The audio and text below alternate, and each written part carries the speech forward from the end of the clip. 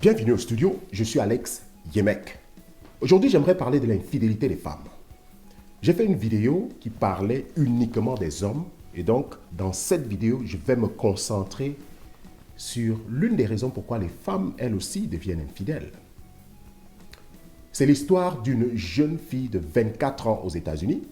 Elle raconte qu'elle a rencontré un homme et quand elle rencontre l'homme, l'homme lui dit que il n'est pas marié et qu'il a simplement un enfant. 6 mois plus tard, elle découvre que l'homme était marié. Et elle approche l'homme et lui dit, écoute, toi et moi, on ne peut plus être dans cette relation, tu m'as menti et tout. L'homme lui dit, non, il est bien vrai que je vis avec la femme, mais nous sommes déjà séparés depuis, je peux même t'apporter les papiers du divorce. La femme dit, elle ne veut plus rien entendre. 2 semaines plus tard, il lui apporte les papiers du divorce. Elle dit que dans l'état où ils étaient divorcés, c'était vraiment très facile. Non seulement il apporte les papiers du divorce, mais il déménage juste en face de cette jeune femme. Dès qu'elle voit les papiers du divorce, elle dit qu'elle était déjà amoureuse du gars, donc elle décide de recommencer la relation. Quelques mois plus tard, elle découvre que l'homme avait 2 enfants avec son ex-femme. Un autre mensonge. 2 ans après la relation, elle découvre encore qu'il a un 3e enfant, mais avec une autre femme. Dès qu'elle lui pose la question, il dit qu'il n'était plus avec cette femme depuis, c'était bien avant son mariage, et qu'il avait demandé à cette femme-là de faire l'avortement. Donc, il n'était pas vraiment au courant de ce premier enfant-là. Alors, la jeune dame accepte encore ce mensonge-là. Elle continue donc de vivre avec le gars. Finalement, il décide de déménager et elle achète la maison. C'est elle qui propose d'avoir une grande maison parce que bon, maintenant, il a 3 enfants qui viennent souvent visiter. Il faut qu'ils aient une grande maison d'environ 5 chambres. Et donc, elle prend le crédit elle-même parce que le gars avait un mauvais crédit et on ne pouvait pas lui donner de l'argent pour acheter une maison. Alors, elle prend le crédit, elle se sacrifie. Dans tout ça, ils ne sont pas encore mariés. Elle achète donc la maison et il déménage. Ils restent encore un peu ensemble, il commence à être abusif. De temps en temps, il frappe sur elle et autres. Un jour, il se pointe à la maison et il dit non, bon, il a sa secrétaire qui n'a pas où habiter, et est-ce qu'elle peut venir habiter avec eux? La femme, voyant qu'elle n'avait même jamais eu une bague de fiançailles, elle ne sait pas là où leur relation allait, elle commençait déjà à penser à partir. Bon, elle dit qu'elle aussi a accepté ça comme ça. Alors, la secrétaire vient, elle ne savait pas que la secrétaire avait 2 enfants. La secrétaire déménage dans leur maison, là où ils habitaient à 2, et de temps en temps, ils recevaient ses enfants à lui, parce qu'elle n'avait pas d'enfants. Et donc maintenant, ils commencent à habiter à 5. Et elle découvre que, de temps en temps, il avait des rapports sexuels avec la secrétaire. Un jour, il vient la voir et lui dit, écoute, bon, on peut avoir partout, ce genre de choses-là. Et la femme lui dit, quoi? Donc tu es en relation avec ta secrétaire? Et tu lui dis, non, bon, c'est pas ça, c'est que depuis qu'elle est entrée dans la maison et blablabla. La femme finalement se lève et elle part. Elle laisse la maison qu'elle avait achetée en son nom, est maintenant habitée par son ex et la copine de son ex, qui est supposée être aussi sa secrétaire, et les 2 enfants de cette secrétaire-là. Voilà comment elle part. Et donc elle dit, oui, vous allez dire que je suis naïve, et tout, et tout, et tout, et tout. Alors, il y a une femme à qui on a demandé, pourquoi est-ce que les femmes aiment être avec des bad boys? Les bad boys, c'est qui? Les hommes qui aiment montrer qu'ils sont durs, ils aiment montrer qu'ils n'ont pas le temps des femmes, ils maltraitent même parfois les femmes et tout. On lui demande. Cette dame répond, ça c'est une femme qui répond, elle dit, la raison pourquoi les femmes aiment être avec des bad boys, c'est parce qu'elles aiment être les victimes. Elles aiment entendre que c'est toujours l'homme qui a fait quelque chose de mal. Comme ça, elles auront une raison de soit aller tricher ou de faire autre chose. Quand je commence à analyser cette situation, je me dis c'est vrai. Pas toutes les femmes, je veux dire, mais la plupart des femmes aiment être des victimes. Voilà pourquoi vous allez voir une jeune femme comme celle-là peut venir raconter son histoire comme ça, là, confortablement. On dirait qu'elle-même était très confortable à être une victime. Quand une femme est avec quelqu'un de bien, un homme qui est fidèle, un homme qui s'occupe de sa famille, un homme qui n'a pas de raison à être questionné, cet homme-là expose les mauvais caractères de cette femme. Et donc, la femme qui aime jouer la victime va plutôt chercher un homme qui n'est pas fidèle, qui ne s'occupe pas de sa famille, qui même tape sur elle et tout ça.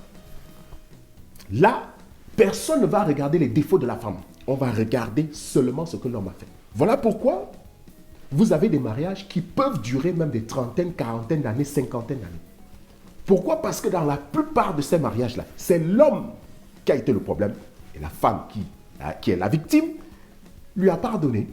Et voilà comment ils peuvent durer dans le mariage pendant longtemps. Et donc si elle décide qu'elle veut aussi être infidèle, elle peut le faire parce que maintenant elle a une raison pourquoi. La seule fois où vous voyez la plupart des femmes parler bien d'un homme, c'est quand elle est encore avec cet homme-là.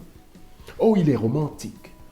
Oh, il est le meilleur homme que j'ai rencontré. Il est tellement bien avec moi et tout. Ça, c'est quand ils sont ensemble. Dès qu'ils se séparent, cet homme n'a jamais rien fait de bon dans la vie de cette femme-là. C'est toujours comme ça. Ah oui. Questionnez bien les femmes qui sont déjà séparées. Parlez-leur de leurs ex. Oh non, c'est la personne la plus méchante que j'ai rencontrée. Les hommes sont méchants et tout. Oh, mais tu étais avec lui pendant 5 ans, pendant 10 ans. Oui, tu étais avec lui, tu n'avais pas de problème. Maintenant que vous êtes séparés, c'est la personne la plus mauvaise du monde. Il n'a jamais rien fait de bon. Pourquoi donc tu étais avec lui? Qu'est-ce qui t'a attiré vers cet homme? Ah oui, c'est comme ça la plupart de ces femmes-là. Et comme je vais encore insister que ce n'est pas toutes les femmes qui sont comme ça. Mais la plupart des femmes que vous voyez là dehors sont comme ça. Et comment connaître qu'une femme est comme ça?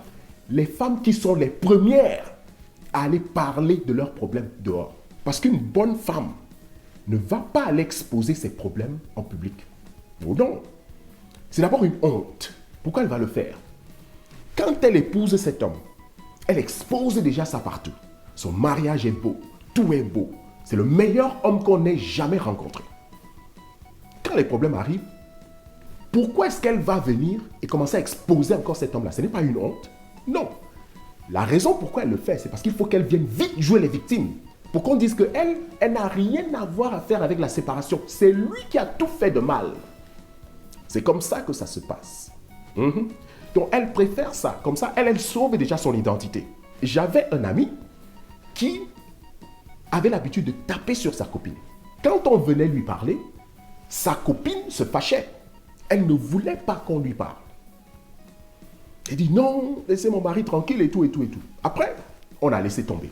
On s'est dit, écoute, bon, c'est sa vie. Nous, on essaye de l'aider, elle ne veut pas. On laisse tomber. Finalement, le gars s'est fatigué de la femme et il la laisse partir. Il dit, écoute, je ne veux plus entendre parler de toi. Cette même femme vient nous voir, nous, les amis du gars, pour venir nous supplier parce que lui, il ne veut plus parler avec elle. Et donc, elle n'a plus de ses contacts, rien. Elle vient donc nous voir, elle nous supplie. Elle nous dit, s'il te plaît, est-ce que vous pouvez m'aider à reprendre mon homme? Nous, on lui dit, mais écoute, pourquoi? D'abord, quand on est venu pour essayer de parler à ton homme qui tapait sur toi, tu nous as chassés. C'est toi qui ne voulais pas qu'on lui parle. Tu ne voulais pas qu'on le conseille. Et puis de deux, pourquoi est-ce que tu veux absolument être avec un homme qui te maltraite comme ça? La femme, elle dit, écoute, vraiment, la réalité, c'est que j'aimais beaucoup quand il me tapait parce que le sexe que nous avions après ça, après la bagarre, était mon fantasme. La conclusion ici, c'est quoi? C'est que la plupart du temps, elle provoquait les problèmes. Pour qu'ils aient de la bagarre et tout, peut-être même qu'il y ait du sang et tout, et puis après ça, elle savait que quand ils allaient faire l'amour après ça, ça allait être intense. C'est ça son fantasme. Vous imaginez les choses. Quelqu'un de normal peut penser comme ça? Si dans cette bastonnade, on te tue, qu'est-ce que tu vas dire? Voilà pourquoi je me pose souvent la question, je dis, mais pourquoi est-ce que les femmes aiment rester avec les hommes qui tapent sur elles? Mais c'est-à-dire que vous ne pouvez pas imaginer cette histoire. Vous ne pouvez pas imaginer. Une femme, on la bastonne. Tu viens lui parler et tout, non, il n'a pas fait exprès, non, il m'aime et tout ça. Elle reste là. Tu as même pitié de cette femme. Attends, mais tu ne vois pas comment ton œil est gonflé, ta bouche, tout ça. C'est elle qui va rester dans ce mariage. Vous allez expliquer ça comment? Est-ce qu'une femme normale peut rester dans un mariage où on la bastonne? Si ce n'est pas parce qu'elles aiment être des victimes. Elles veulent créer des associations des femmes abusées. Elles vous disent comment aucun homme ne peut être bon. Et c'est elles qui donnent les conseils aux autres femmes. C'est-à-dire qu'elles sont malheureuses dans leur foyer. Elles sont malheureuses avec leur mari. Et quand elles entendent une femme parler bien de son mari, c'est elles qui vont commencer. Il te fait ça, ah bon? Il n'y a aucun homme qui est fidèle là-bas dehors. Aucun homme ne peut être fidèle. Ils sont tous les mêmes. C'est du mensonge. Je suis très désolé de vous donner cette mauvaise nouvelle. C'est du mensonge. Si vous vous êtes retrouvé avec un homme qui est méchant, qui tape sur vous, qui vous maltraite, c'est votre karma. Ah oui? Une bonne femme ne peut pas se retrouver avec un homme qui la maltraite. C'est impossible, ça ne peut pas arriver. Vous pouvez aller raconter ça comme vous voulez. Je vous assure que c'est impossible. Voilà pourquoi on parle de karma. C'est-à-dire que quand quelque chose de mal t'arrive, tu dois chercher là où toi-même tu as déconné. Il y a des femmes qui vont se dire, écoute, mais qu'est-ce que moi j'ai fait? Je sais que je vis bien, je sais que je n'ai pas de problème, je ne lui fais pas de mal, je m'occupe de lui et tout, mais pourquoi est-ce que ces femmes-là se retrouvent avec des hommes qui les maltraitent? C'est parce qu'elles ne se sont pas concentrées sur ce qui était important. Vous sortez avec un homme et toute votre concentration, c'est quoi? C'est comment il est romantique. Le romantisme ne fait pas le mariage. Comment il vous achète beaucoup de choses, comment il a beaucoup d'argent. Le matérialisme n'achète pas le mariage. Et c'est là où vous êtes concentré. Vous deviez vous concentrer sur le comportement de la personne avant de l'épouser. Et si vous ne l'avez pas encore épousé, pendant que vous êtes en train de faire des recherches sur son comportement et qu'il arrive à vous maltraiter ou alors il a posé la main sur vous, là, vous partez. Il ne doit pas avoir de raison pourquoi vous restez avec un homme qui pose la main sur vous le premier jour. Parce que quand il le fait le premier jour, il va encore le faire. La plupart du temps, il va le faire. Rares sont les hommes qui ne le font plus après. Voilà pourquoi vous devez déjà taper la main sur la table le premier jour. Dès que ça arrive, qu'il pose la main sur vous, vous prenez vos choses et vous partez. Si vous étiez déjà ensemble. Si vous n'étiez pas encore ensemble, vous arrêtez cette relation le plus rapidement possible. Parce que vous n'allez pas le changer. On ne change pas des gens qui sont déjà âgés. Ce sont les enfants qu'on peut changer. C'est comme ça. Quand un homme lui-même ne veut pas changer, ce n'est pas vous qui allez le faire. Vous vous dites que non parce que vous êtes très jolie. Parce qu'il ne parle que de vous. Vous croyez que vous êtes la seule femme qui existe dans le monde? Non. Il y a une autre qu'il va rencontrer et c'est là où vous allez réaliser que tout ce que vous avez cru, tout ce sur quoi vous avez compté ne peut pas le changer. Seules vos actions seront à mesure de le changer. Parce que quand vous décidez de vous lever, vous dites « je pars » parce qu'un homme ne doit jamais poser la main sur moi, là, il va réfléchir 2 fois avec la deuxième femme avec qui il va être. Ce ne sera plus avec vous parce que vous êtes déjà parti. Vous ne devez pas revenir. Dans la vie, pour gagner, il faut parfois perdre. Même s'il est beau comment, même si vous l'aimez comment. Ce n'est pas les sentiments d'amour qui épousent quelqu'un. C'est la raison. La raison. Vous pouvez être amoureux d'une personne comment? Mais quand vous-même vous voyez que vivre avec cette personne, ça va être un problème sérieux, votre conscience, votre raisonnement, votre intelligence doit vous dire cherchez quelqu'un d'autre. L'amour que vous voyez là, cette beauté que vous êtes en train de voir là, que vous allez rater si vous le quittez, croyez-moi, même quand vous allez être avec lui, cette beauté va partir. Ce sont des choses qui ne restent pas. Mais le comportement d'une personne reste. Alors, quand certaines femmes décident qu'elles veulent être infidèles parce que l'homme a été infidèle, alors ces femmes-là doivent connaître qu'elles sont venues dans le monde seulement pour accompagner les autres. Parce qu'une vraie femme, une femme intelligente, doit comprendre qu'elle conserve son corps pour elle, pour sa propre dignité. Parce que c'est la femme qui encaisse tout. Quand vous allez d'homme en homme, au nom de « il trichait », donc moi aussi j'ai décidé de tricher, vous croyez que vous détruisez qui? C'est votre propre vie que vous êtes en train de détruire. Vous vous dites non, en tout cas, moi, on va être là ensemble. Moi aussi, je vais tricher. Comme ça, quand un homme bien viendra, après, je vais le laisser. Pourquoi est-ce que vous devez avoir quelqu'un de bien? Pourquoi est-ce que quelqu'un de bien, lui qui conserve son corps pour une bonne femme, doit être avec vous? Pourquoi? Si vous trichez, si vous distribuez à tout le monde, vous devez être avec quelqu'un qui va aussi distribuer à tout le monde. Donc, dès que vous quittez celui-là, avec qui vous avez décidé de distribuer à tout le monde, parce que lui, il le fait, Vous devez normalement rencontrer un autre homme qui est comme lui aussi, qui distribue à tout le monde. Comme ça, vous continuez sur cette lancée-là parce que c'est le chemin que vous avez pris. Un homme fidèle ne doit pas être avec une femme qui était infidèle. Il mérite de trouver une femme fidèle aussi. Une femme qui dit, malgré le fait que cet homme veut être infidèle, moi, je vais conserver mon corps. Et je sais qu'un jour, je vais rencontrer quelqu'un de fidèle. C'est comme ça que ça doit être. J'entends souvent certaines femmes dire, moi, je vais être soumise seulement si l'homme mérite une femme soumise. S'il ne mérite pas, je ne serai pas soumise. Soyons très clairs sur quelque chose. Si vous êtes en train de vouloir comprendre ce que la Bible dit sur la soumission, je dois vous dire très clairement que la Bible ne dit pas d'être soumise seulement si l'homme mérite. Non. Le devoir d'une femme, c'est d'être soumise. Que l'homme mérite la soumission ou pas. Si elle trouve que l'homme ne mérite pas la soumission, elle doit se lever et partir chercher l'homme qui mérite la soumission. Parce qu'on ne va pas vous demander pourquoi vous étiez soumise. On va simplement vous demander est-ce que vous étiez soumise ou pas. Non, je n'étais pas soumise parce qu'il était... On va vous dire non, ça ne compte pas. On vous a ordonné d'être soumise, c'est tout. Si vous aviez des raisons de ne pas l'être, vous deviez aller simplement chercher celui-là avec qui vous alliez être soumise. Dans le cas contraire, vous n'avez pas respecté cette parole. C'est la même chose pour l'homme. L'homme ne doit pas seulement aimer sa femme parce qu'elle est soumise. Non, il n'y a pas de condition dans ces choses. Soit tu aimes ta femme, ou soit tu pars chercher celle que tu vas aimer. On n'a pas dit que l'homme doit aimer la femme seulement quand elle est soumise. Il n'y a aucune parole qui le dit.